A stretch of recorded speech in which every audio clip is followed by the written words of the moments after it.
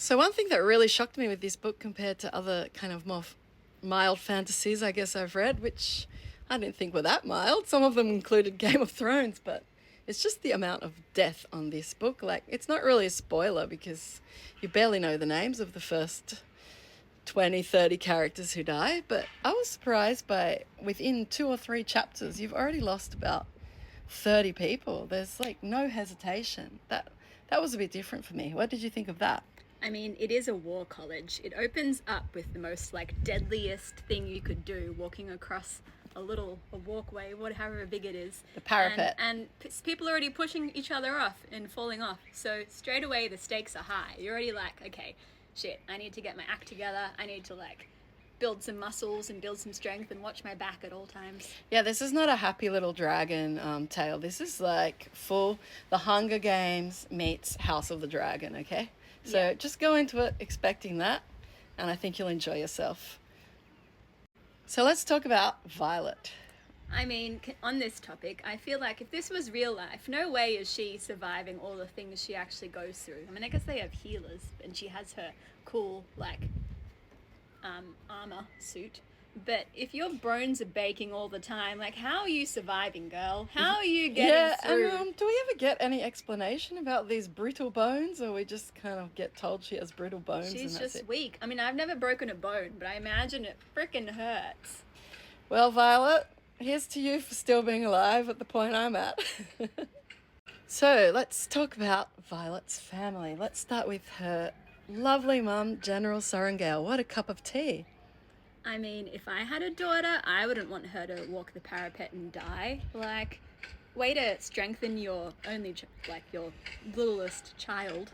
This woman makes the relationship between Bart Bass and Chuck Bass look like a friendly, loving, and father and son. This woman is cold as ice, like... Yeah, I mean, I guess who knows what their world is like. I guess that's like, pushing a baby off a cliff and making it learn how to swim as with no swimming lessons.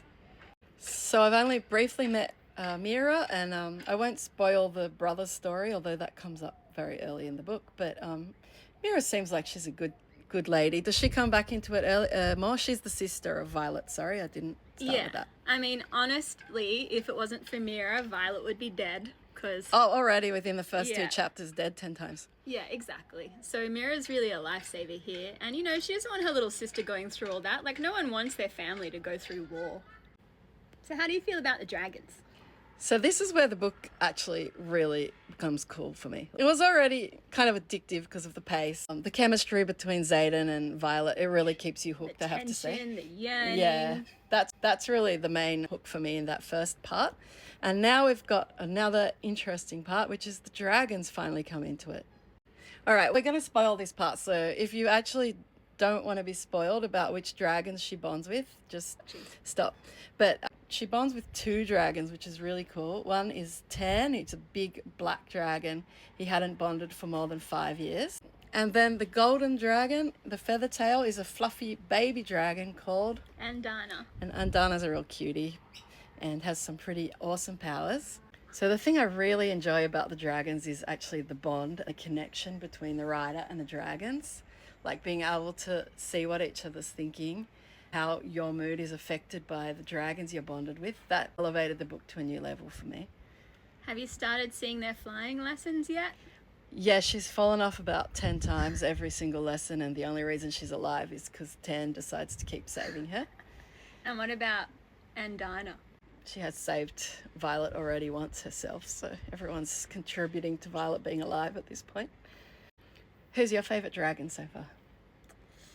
I love Andarna. I don't know where you're at yet, but I just love how like childlike she is, and the image of her flying with Tairn I just want to see what that really looks like. So that's just hilarious in my mind. Can't wait to see a few movie remakes of this beautiful image as well. There's a TV show coming by Michael B. Jordan. Then that's going to be good. Still loving Sinners. All right, guys, I think that concludes our part 1 review of Fourth Wing, and we'll be back soon with part 2.